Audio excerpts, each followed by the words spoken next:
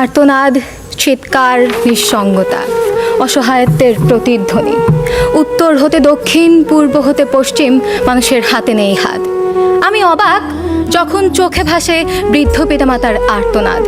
হ্যাঁ মাননীয় সভাপতি, এই বিশ্ব ভূখণ্ডের অনেক বৃদ্ধ পিতামাতাই আজ অসহায়, অবহেলিত এবং নির্যাতিত তাদের নিজ সন্তান দ্বারা। মাননীয় সভাপতি, আজ কেন আমরা শুনতে পাই বৃদ্ধ পিতামাতার আর্তনাদ?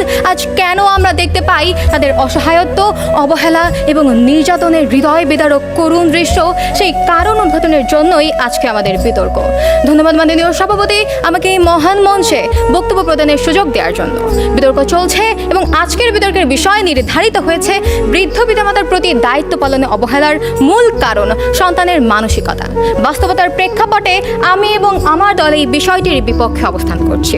অর্থাৎ মাননীয় সভাপতি, পক্ষ দল আজকের বিতর্কের মঞ্চে যে প্রস্তাব টেনেছেন সেখানে তারা বৃদ্ধ বয়সী পিতামাতার প্রতি অবহেলার চিত্র তুলে ধরেছেন এবং যার মূল কারণ হিসেবে তারা সামনে এনেছেন সন্তানের মানসিকতাকে। ঠিক এই জায়গাটিতেই আজকে আমাদের বিরোধিতা।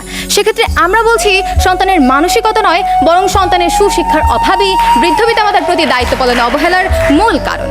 ইতোমধ্যে পক্ষ দলের প্রথম বক্তা তার নির্ধারিত বক্তব্য উপস্থাপন করেছেন। মাননীয় সভাপতি, আমি তার পুরো বক্তব্য মনোযোগ দিয়ে শুনলাম। তার উচিত ছিল এবং আমরাও প্রত্যাশা করেছিলাম তার বক্তব্যে তিনি আজকের প্রতিবাদ বিষয়টির যথার্থ সংজ্ঞায়ন করবেন এবং তাদের দলীয় অবস্থান সুস্পষ্টভাবে ব্যাখ্যা করে যাবেন।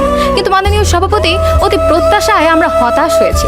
তিনি তার দলীয় অবস্থানের সুবিধা নেওয়ার জন্য আজকে অসম্পূর্ণ সংজ্ঞায়ন করেছেন, যা আজকের বিতর্কের মঞ্চে তাদের দলীয় অবস্থানের সাথে মারাত্মকভাবে অসঙ্গতিপূর্ণ বিধায় বিপক্ষ দলের হয়েও সেই অসঙ্গতিপূর্ণ অংশগুলো পুনরায় সংজ্ঞায়ন করছে। এক্ষেত্রে সন্তানের মানসিকতা বলতে আমরা বোঝাচ্ছি তার ব্যক্তিগত ধ্যান ধারণাকে, যা সম্পূর্ণভাবে নিছক একটি আপেক্ষিক বিষয়, এবং মূল কারণ বলতে আমরা বোঝাচ্ছি অনেকগুলো কারণের মধ্যে প্রধান কারণটিকে।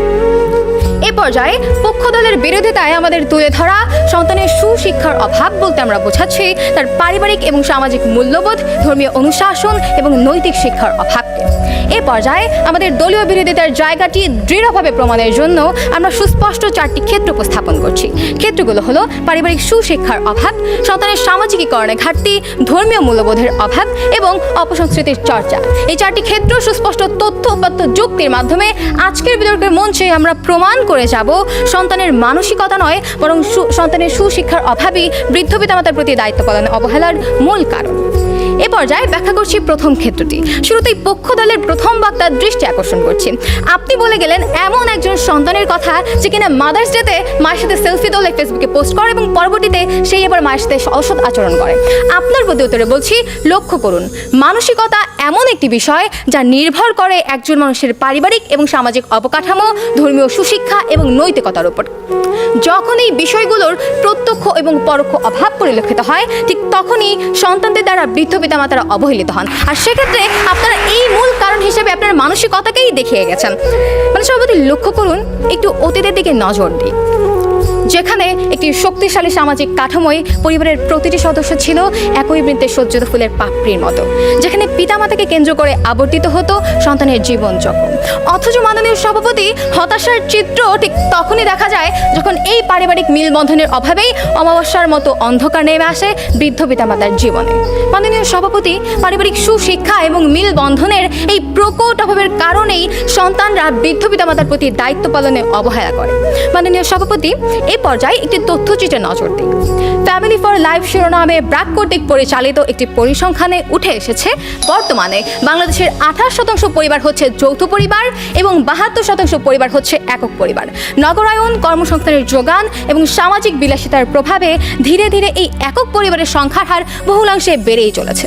মাননীয় সভাপতি, লক্ষ্য করুন, যখন একজন সন্তান দেখে তার বাড়ির বৃদ্ধ দাদাদেরকে ফেলে রেখে তার বাবা মা নতুন আরেকটি পরিবার গঠন করছে, তখন স্বাভাবিকভাবেই ওই সন্তানও কিন্তু সেই শিক্ষাটাই গ্রহণ করছে এবং পরবর্তীতে সেও পিতামাতার ছত্রছায়া ত্যাগ করে একক পরিবার গঠন করছে।